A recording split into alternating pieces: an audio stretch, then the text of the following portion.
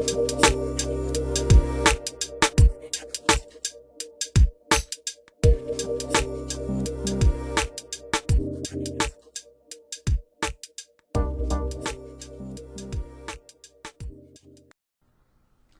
this is Kritia from EatSmartHSmart.com, and this is my review after seeing the documentary Good Hair by Chris Rock. Now, this review and this video has nothing to do with healthy eating or nutrition or fitness. This is basically the second part to the video I did 5 days ago, where I talked about the fact that Good Hair was opening in Canada this week, which would be 1 week after it opened in the US. And I had done a review before seeing the movie, and now I'm doing a review after seeing the movie. So first off, to answer what my hairdresser had said last week, and she was right in the sense that it does definitely air everything about black women and the hair industry, or the black hair industry. So in that sense, absolutely. Did it make a lot of women, black women, mad? Absolutely it did, and I can understand why it would. But the way I saw the documentary, it was really more about a social study about black hair and black women and the relationship they have with their hair and the entire hair care industry that's geared towards blacks in the United States and of course outside of the United States, because black people living outside of the United States are buying products that are produced in the US. It was very interesting. The documentary really is a two-part documentary, one part going over the whole hair relaxer industry, which is billions of dollars and about 80% of the market for the black hair. And the other is the weave industry, which basically is the bread and butter. And it was quite interesting to see where the hair comes from and the whole India connection and also the sacrifice. I knew about that. What I didn't understand was how much money could be made in that industry. And Chris Rock says something at the beginning of his documentary. He's like, I am in the wrong business. I should have been in the hair business. And let me tell you that I sat in that theater and I thought, I am in the wrong business. I should have been in the hair business. There is a lot of money, and it's quite telling, because you have women spending $1,000, $2,000, $3,000 and sometimes more on weaves. And I'm not talking about some of the celebrities that Chris Rock had on the documentary. I'm talking about ordinary women, and that was really telling, because then you start thinking, well, where are these women finding the money? And Chris Rock answers that question partly. Now let me quickly talk about the hair, the chemical part of this documentary, being the hair relaxer. Now, interestingly enough, the one thing that Chris Rock didn't do is that he didn't ask women, why do you get a relaxer in your hair? And that would have been a nice question to ask and an interesting answer to get as a viewer. But he definitely talks about sort of the side effects and the bad side effects of the chemical relaxer being a burn. And there is nothing like a chemical burn. It happened to me 4 years ago when I lost all my hair. Now, thankfully, it's growing back.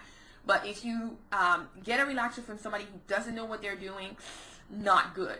One thing about the documentary, it was how young now women or girls are getting the relaxer. I did not get a relaxer before I was 17. Before that, it was my natural hair. Had to get up and braid it every morning.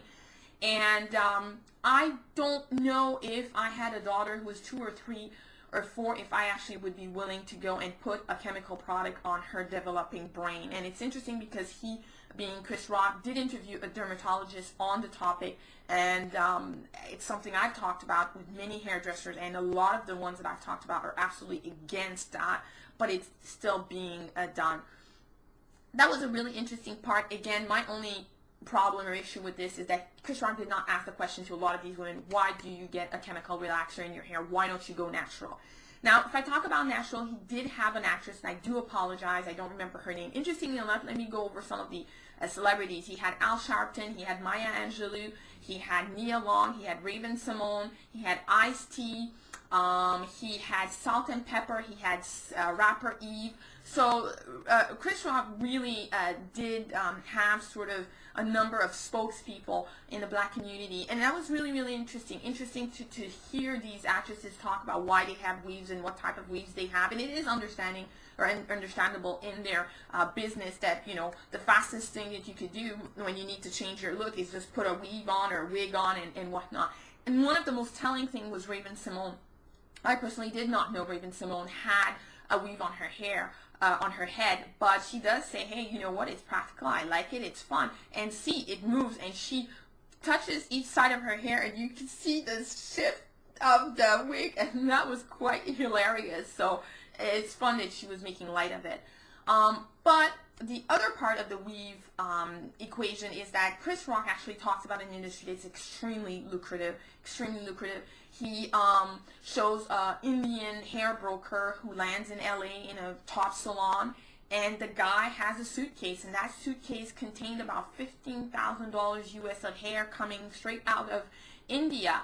And you look at that suitcase and you think, wow, this guy does this like a couple times a week or maybe more. And how many of those little Indian brokers are around America selling hair to different hair salons, and how much money is involved in that industry? And interestingly enough, there are billions of dollars in the black hair industry, but very few companies are owned by blacks. I mean, this is an industry that's owned mainly by whites and Asian, and it's quite interesting how Chris Rock highlights that and how Al Sharpton talks about that. But unfortunately, and perhaps it did not allow, it would have been interesting to know how come there aren't more black people who are owning these lucrative businesses.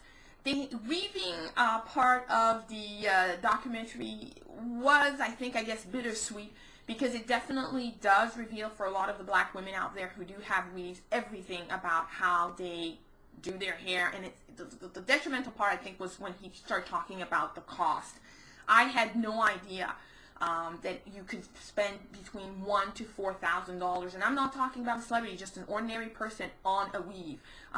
Chris Rock interviewed a hair salon owner who has a payment plan where you could prepay your weave, or you could pay your weave as you go. And you start thinking about this, and you know, Chris Rock started asking these women, what do you do as a career? One person had a business, she had a daycare or child care services. Another woman was as a teacher, and you start thinking and calculating in your head that, you know what, how much money are these women making in order to spend $1, $2, $3, $4, $5, $6, $10,000 a year on a weave. So that was quite interesting. The other interesting part of the weave equation was the relationship that black men have with black women who wear weaves. Now, Chris Rock talked about the financial aspect and also about the intimacy aspect. And interestingly, was how these black men were talking about, well, you know, you can't get a black woman to go into the shower or water, and, you know, no steaming, and because, you know, they're afraid that the weave will go all crazy. And of course, you know, a weave that's wet is not the most appealing thing. It's like a wig that's wet. So that was quite interesting, and also how, you know, it's easier and cheaper to date a non-black woman because you don't have to fork out all that money to support the hair habit. So all of those things were things that for me were new, I had never considered before, and seeing them on screen was quite telling. And of course, the part about sort of, and I am being sort of a little intimate here, about the positions in which women will, you know, sort of have sex in because of the weave. So there was a lot that was revealed in that documentary, and things that I had never thought of, again, because I don't have a weave. One of the sad things was when Chris Rock asked a young guy, he was 19, have you ever seen a girl, you really liked her, you thought she was beautiful and pretty and whatnot, but you looked at her and you thought, oh, I can't afford her, meaning I cannot afford to pay for her weave. And the young man said yes, yeah, and that was shocking. That was really shocking. He's very young, he's 19, and this is putting in his head, you know, a stereotype that really may stay with him. Now, I know, do not send me comments. I know that a lot of people are going to say, well, you know, that's reality. And the reality is that most black women have weaves. And I don't know. If it is the reality, then it is quite interesting if, you know, women are spending that kind of money, and also the relationship that these black men have with these women. So that was interesting. Now, one thing that Chris Rock didn't do, and I'm going to end with that, is he did not ask, why are black women getting these weaves, and why are black women getting the chemical relaxer? That would have been an angle, I think it would have been quite interesting. But other than that, the movie was funny. I laughed. There were parts that were hilarious. The theater I went in, it was late at night. It was 9:35, the last showing, and half of the audience was white. A lot of single Caucasian men went to see the movie, and I think it was the Chris Rock effect. but it was a movie I think that is definitely worth seeing.